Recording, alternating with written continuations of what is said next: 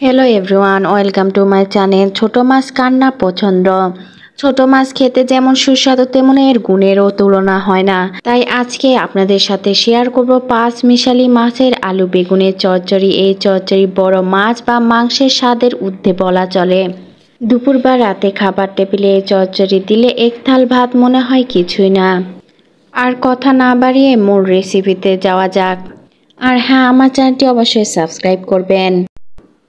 এখানে 250 গ্রাম পাঁচমিশালি মাছ কেটে ধুয়ে পানি ঝরিয়ে নিয়েছি।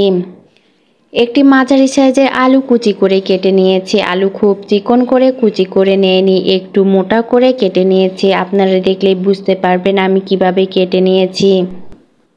নিয়েছি একটি বড় সাইজের বেগুন। বেগুনও সেম একইভাবে কুচি করে নিয়েছি, না মোটা না খুব চিকন। পৌনে 1 কাপ পেঁয়াজ কুচি, একটি ছোট টমেটো কুচি করে নিয়েছি। 6-7টি কাঁচামরিচ ফালি নিয়েছি।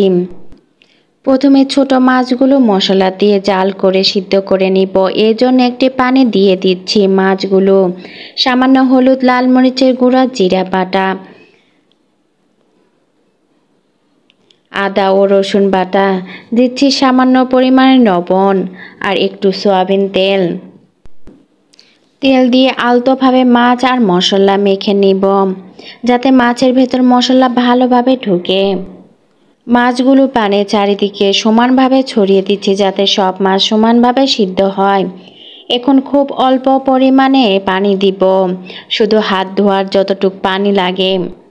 এই পর্যায়ে প্যান চুলায় দিয়ে ঢাকনা দিয়ে মিডিয়াম হিটে রান্না করে নিব 2 মিনিট। 2 মিনিট পর ঢাকনা খুলে রেখে দিব। এখন আর ঢাকনা দিব না, আর চুলার ফ্লেম হাই করে দিব, যাতে মাছের অবশিষ্ট পানি শুকিয়ে যায়। মাছের পানি শুকিয়ে গিয়েছে, নামিয়ে নেব। এখন অন্য একটি প্যানে দিয়ে দিচ্ছি 3 টেবিল পরিমাণে সয়াবিন তেল। তেল গরম হলে দিয়ে দিচ্ছি পেঁয়াজ কুচি। পেঁয়াজ নরম করে ভেজে নিতে হবে। পেঁয়াজ নরম হয়ে গেলে দিয়ে দিচ্ছি আগে থেকে কুচি করে রাখা আলু। আমি আলু আগে দিচ্ছি কারণ আলু সিদ্ধ হতে একটু সময় লাগে বেশি বেগুনের তুলনায়। দিয়ে দিচ্ছি হাফ চা চামচ হলুদ গুঁড়া, হাফ চা চামচ লাল মরিচের গুঁড়া। আমি কাঁচা মরিচ দিয়েছি তাই লাল মরিচের পরিমাণ একটু কম দিয়েছি। 1 চা চামচ রসুন বাটা, 1 চা চামচ আদা বাটা আর 1 চা চামচ জিরা বাটা।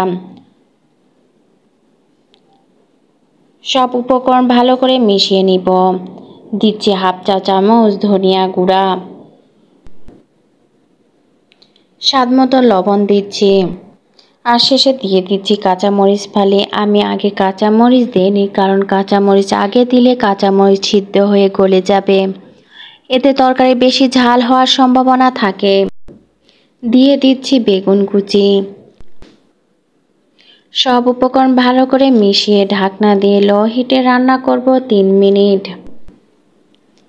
এতে মশলা, আলু, বেগুন ভালো করে কষবে এবং মশলা আর সবজির কাঁচা গন্ধ আর থাকবে না। ঢাকনা খুলে সব উপকরণ মিশিয়ে নেব। বেগুন ও আলু সিদ্ধ হওয়ার জন্য দিচ্ছি হাফ কাপের একটু কম পানি। পানি দিয়ে মিডিয়াম টু হাই হিটে রান্না করে নিব 3 থেকে 4 মিনিট।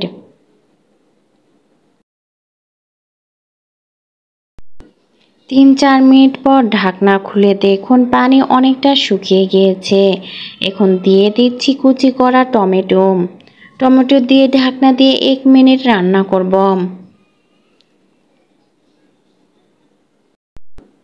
এখন ঢাকনা খুলে অ্যাড করব আগে থেকে সিদ্ধ করে রেখেছিলাম সেই 5 মিশালি মাছ। মাছ দিয়ে ঢাকনা দিয়ে দিচ্ছি 1 মিনিটের মতো।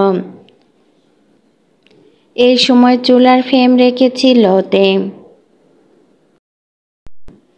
মাছের পানি শুকিয়ে গিয়েছে। এখন আলতোভাবে মাছগুলো উল্টে পাল্টে নিব। এই কাজটি অনেক সাবধানে করতে হবে, যাতে মাছ ভেঙে না যায়। এখন অ্যাড করছি ধনিয়া কুচি। এতে তরকারির স্বাদ দ্বিগুণ বাড়িয়ে দিবে। যদি আপনাদের ধনিয়ার ফ্লেভার পছন্দ না হয় তাহলে অ্যাভয়েড করতে পারেন।